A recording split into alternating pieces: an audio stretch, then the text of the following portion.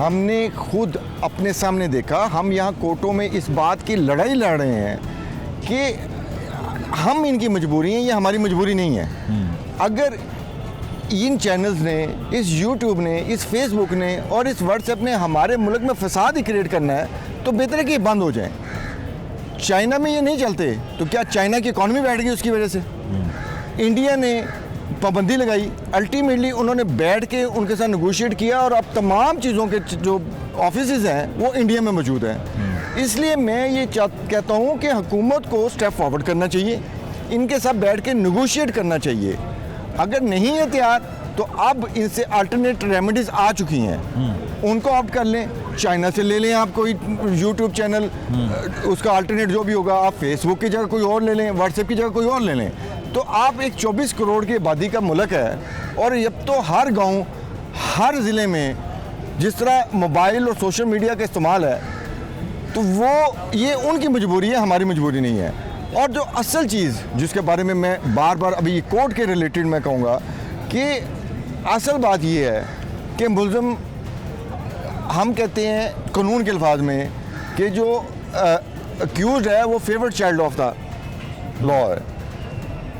Favourite child क्यों कहा जाता है? जब तक वो मुल्ज़िम से मुजरिम नहीं बनता आप उसको कुछ नहीं कह सकते। बिल्कुल ठीक है। उसकी बात आपको सुननी पड़ती है। बिल्कुल ठीक है। तो जब आप उसका मीडिया ट्रायल करते हैं, यहाँ पर तो लोगों के इंप्रेशन और लोगों का इमेज इस हद तक बना देते हैं कि वो बंदा पब्लिक में मूव नहीं कर सकता। बिल्कुल ठीक। वो अपनी फैमिली के साथ मूव नहीं कर सकता, वो अपनी फैमिली को शक्ल दिखाने के काबिल नहीं रहता बहुत सारे ऐसे इश्यूज़ में। और उससे सबसे ज़्यादा नुकसान जो है वो प्रोसिक्यूशन का, ठीक है, कि वो अपने प्रोग्राम की रीडिंग के लिए इस हद तक हर चीज़ डिस्क्लोज कर देते हैं, सारी एविडेंस डिस्क्लोज कर देते हैं कि उसका फ़ायदा जो है वो अल्टीमेटली मुल्ज़िम को जाना है। मुल्ज़िम हो जाता है। अच्छा मियां साहब, ये बताएं कि इसमें यकीनन जो मुल्ज़िम होता है, जिसके मुजरिम बनने में भी कुछ वक्त चाहिए होता है, पुलिस की हिरासत में होता है। पुलिस की इन्वेस्टिगेशन में वो तमाम चीज़ें तस्लीम भी करता है जो कानूनी तौर पे कोर्ट में उसका कोई वैल्यू नहीं है, एविडेंशियल वैल्यू नहीं है।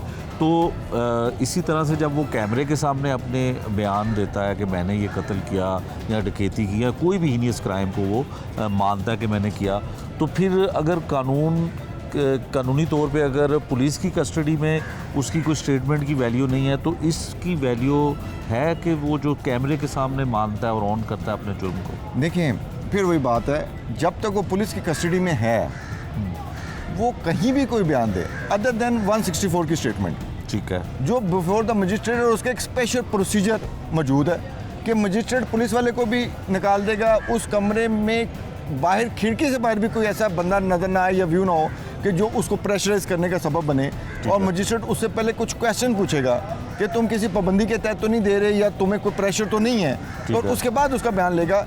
उसकी एडमिसिबिलिटी तो है, लेकिन 161 का बयान जो आप कह रहे हैं पुलिस के सामने देना, उसकी भी कोई वैल्यू नहीं। और अगर पुलिस वाले खुद ही कहीं कैमरे के सामने बैठा के, अब हम आपके सामने बयान दे रहे हैं, यहाँ पर खड़े हैं कैमरे के पीछे, लेकिन ये किसी को नहीं पता कि कैमरे की बैक साइड पे कौन खड़ा है। अगर कैमरे की बैक साइड पे एक बंदा गन लेके खड़ा है और कह रहा है कि तुम ये बयान दो, तो उसको आप किस तरह एडमिसिबल कह सकते हैं? बिल्कुल ठीक है।